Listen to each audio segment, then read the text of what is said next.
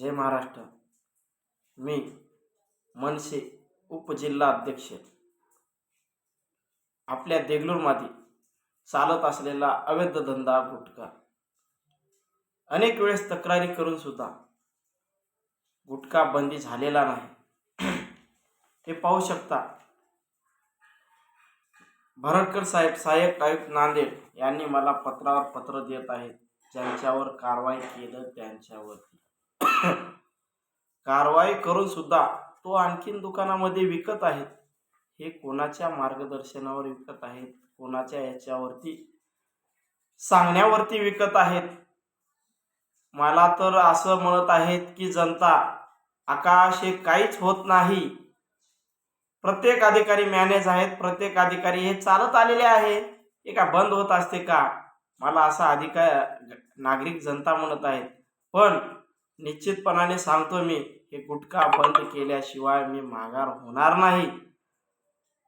प्रशासन अधिकारी, अन्न औषध पुरवठा यांनी कुठं तर मॅनेज आहेत असं मला आढळून येत आहे. मी प्रत्येक वेळेस फोन करत असताना सुद्धा दुर्लक्ष करत आहेत आणि त्यांनी जाब सांगत आहेत. जेवढे अधिकार आम्हाला आहेत तेवढेच अधिकार पोलीस प्रशासनाला देगलूरचे आहेत.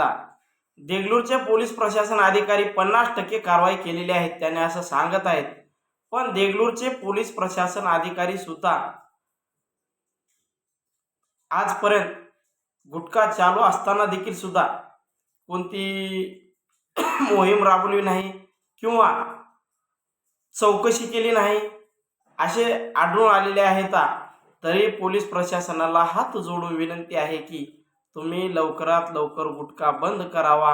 अन्यथा येत्या 15 दिवसात उपजिल्हा अधिकारी यांच्या कार्यालयासमोर त्याच थाटामाटात आमरण उपोषण राहणार आहे.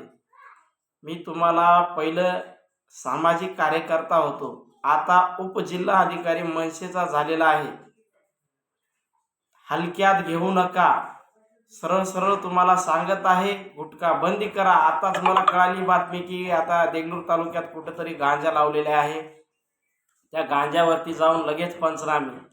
अरे बाबा, एखादा माणूस 95 झाडं गांजा लावला तर लगेच तुम्ही त्या जागी जाऊन पंचनामे करत राहता. तर दाखल देगलूर तालुका पूर्ण दुकानात, पानपट्टीत संपूर्ण जागी गुटखा चालू आहे. याच्यावरती तुम्ही पंचनामे काय केलात आजपर्यंत? तुम्ही किती गुन्हे दाखल केलात? गुन्हे दाखल करून तोच गुन्हेगार आणखीन विकत आहे. एकावरती 5-5 गुन्हे, 10-10 गुन्हे आहेत तरी पण त्यांनी विकत आहेत. ही तुमची धमक राहिली नाही. पोलीस प्रशासनाला हात जोडून विनंती आहे की तुम्ही लवकरात लवकर गुटख्यावरती ॲक्शन घेतलं पाहिजे. देगलूर तालुक्यात संपूर्ण गुटखा बंदी केलं पाहिजे. अन्यथा आकाश कोकणे मैदानात उतरणार आहेत आणि याचे जबाबदार तुम्ही असणार आहे. मी जे बोलतो ते करून दाखवल्याशिवाय राहत नाही, हे तुम्हाला पण माहीत आहे. तुम्ही काय करत आहात? मी मारल्यावानी करतो आणि तू रडल्यावानी कर, अशी तुमची अवस्था झालेली आहे. प्रत्येक दुकानदार, प्रत्येक पानपट्टीवाला खुलेआम गुटखा विकत आहेत. कोणाच्या दबावामुळे? तुम्हाला प्रशासनाचा कोणाचा सहकार्य किंवा आमदार किंवा कोणाचा तुम्हाला पाठिंबा आहे का? याच्यामुळे तुम्ही त्यांना विकण्यासाठी तुम्ही मदत करत आहात का?